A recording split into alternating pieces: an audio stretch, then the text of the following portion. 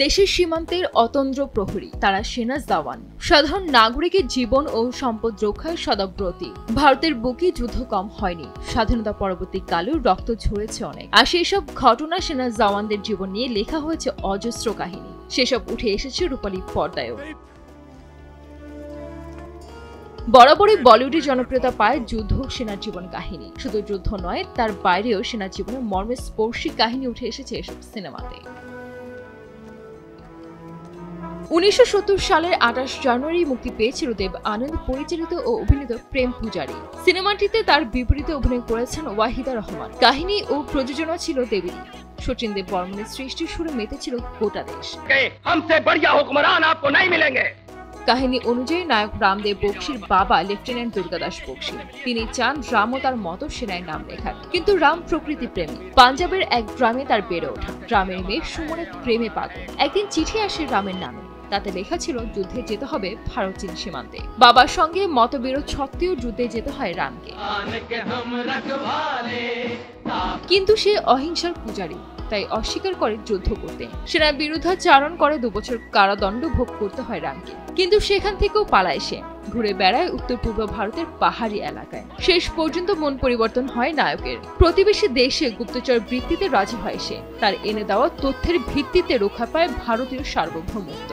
সুমনের সঙ্গে বিয়ে, রাষ্ট্রীয় পুরস্কারের মধ্য দিয়ে মধুর সমাপতন হয় এই সিনেমার।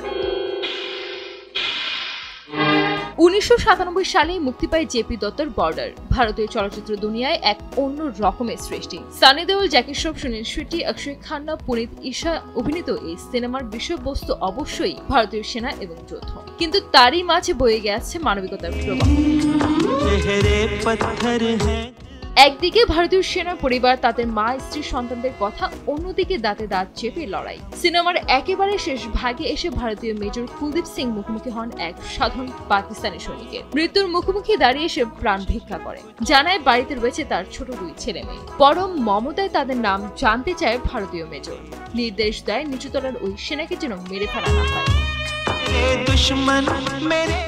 তবে কুলদীপ তার কাছ থেকে কৌশলে জেনে নেয় শত্রু বাহিনীর রণকৌশল। এই সিনেমা শেষ হয় ভারতের জয়ে, কিন্তু তার মধ্যে চলে গেছে শতেক মানুষের প্রাণ। যেমন বর্ডারের এপারে তেমনই ওপারে। অদ্ভুত কারুণ্য মিশে যায় বীর রসাত্মক এই সিনেমার।